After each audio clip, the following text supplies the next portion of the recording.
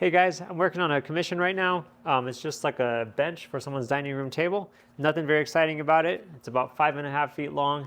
And about the only exciting thing I think in this whole process to share is my method for like cutting these aprons, which have just like a gradual curve along the bottom. I think it like aesthetically really helps to have just nice little subtle curves in the design. But to cut a curve that's like over 5 feet long, it just has like an 1.5 inch kind of rise across it.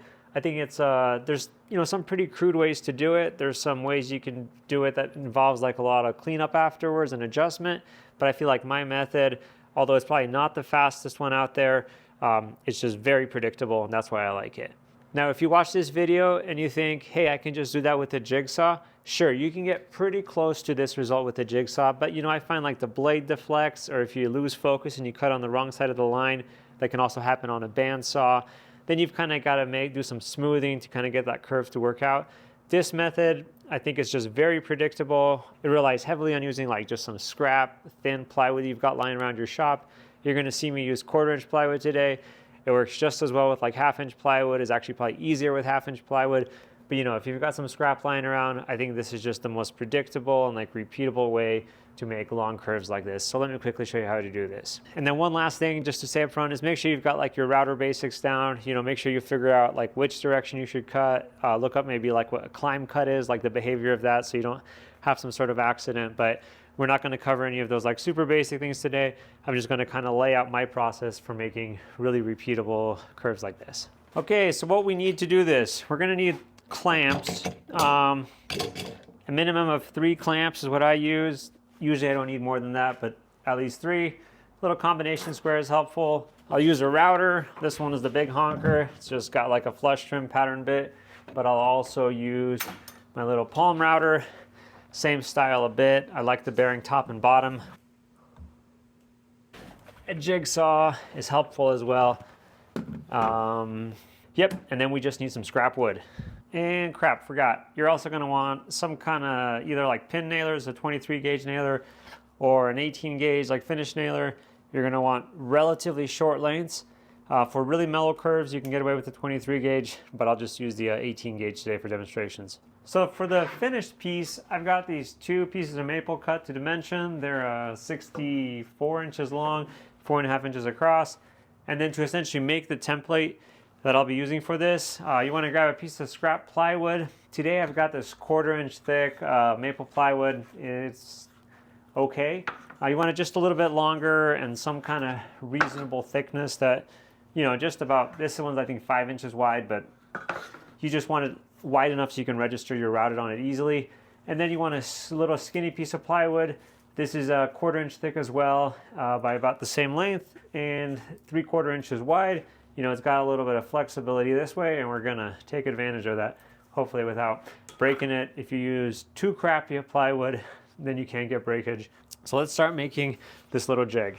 All right, so step 1, you wanna take the wider piece of scrap plywood, mark what will be the ends of the finished piece you're working on, and then also mark what would be the center of that piece. So here my finished piece is 63 inches, so I mark the center, and then 31.5 inches on each side of that. Step 2, at that center marker, basically make a small mark at what will be the high point of your curve. So here I want that curve to essentially come up 1.5 inches to the center, so I'll make a mark at 1.5 inches. Step 3, position a clamp so that it is touching that center mark on the side that you plan to cut off. So for me, I plan to cut the side towards me, so I placed a clamp on my side of the scrap piece of wood. So step 4, we're going to use the 3 clamps to essentially arc the thin piece of wood into the curve we want. So the first clamp goes in the middle. The second clamp you position at one end so that the edge of the thin piece is flush with the thicker piece of scrap plywood. And then when we go around to the other end, we'll repeat this process, but since we are now using the clamp to essentially pull the piece of plywood into tension, it's a little trickier. You should notice that I'm not actually using these clamps to clamp the plywood. I am just kind of using them as like stop blocks to hold that plywood into its bent shape.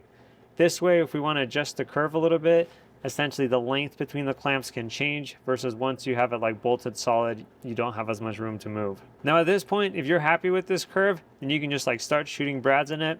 Else you can make just like little refinements or like little checks to make sure your curve is like symmetrical on both sides. To this, I'll make a mark about halfway on each side. It doesn't have to be exactly halfway, but it has to be consistent to both sides. And then using that combination square, we can essentially kind of play around with the angle of the curve, set our combination square, and then basically consistently check on both sides how much we want to push that curve a little further upwards. And then it's time to just like start shooting brads. I'll start with the single brad in the center, then I'll use the combination square to like check the 2 points coming out from that. And then I'll finally shoot 2 more brads through the very end of the curve. And then I'll just shoot a few more so that this thing is really stable once we go to start cutting it. All right, at this point we can remove the clamps and we can get ready to cut this thing down. Unfortunately, since I am dealing with 2 pieces of 1/4 inch plywood, even the shortest brads I own were too long, so they are protruding out the back. So I usually deal with this by just getting a piece of foam. That way it's not like rocking around all weird on my workbench. Those brads can just like sink through the foam. Now at this point, before I use the router, I like to use the jigsaw to cut off the majority of the scrap. Now the reason I use the jigsaw is I don't like the pattern bit essentially like being fully, I'm not sure, constrained here. You know, as you're coming along, if your pattern bit is essentially cutting about that wide, you've got kind of no path of escape. So in case something goes wrong, you can't just pull the router away from the piece.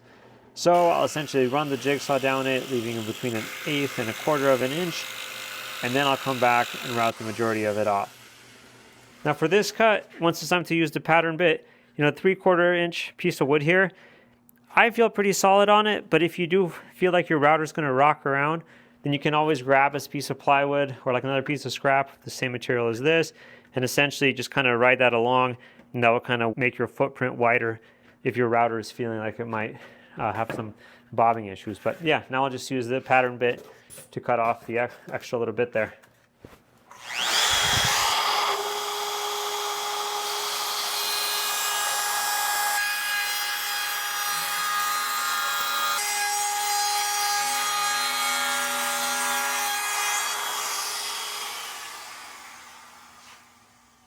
All right, and now all you've got to do is just like remove that thin strip from the other piece of scrap plywood.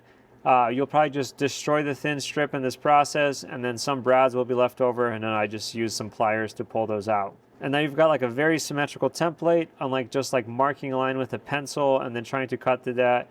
There's just been like very little ambiguity in this process, at least to me. So it's finally time to cut the workpiece. First pass I'll once again do with the jigsaw. This time I'll trace the template with a pencil, and that allows me to gauge where I want the jigsaw to run. Then I'll clamp the template to the workpiece and get ready to make my final cut with the router.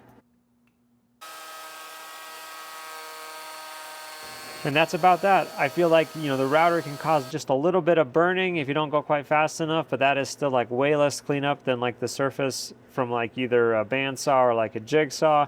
And there is no like weird sections in this curve. It is basically shaped perfectly. So just some quick work with sandpaper and this will be ready to go. Anyways, I think this process is just a lot more predictable, and I hope you enjoyed this video. Thanks, guys.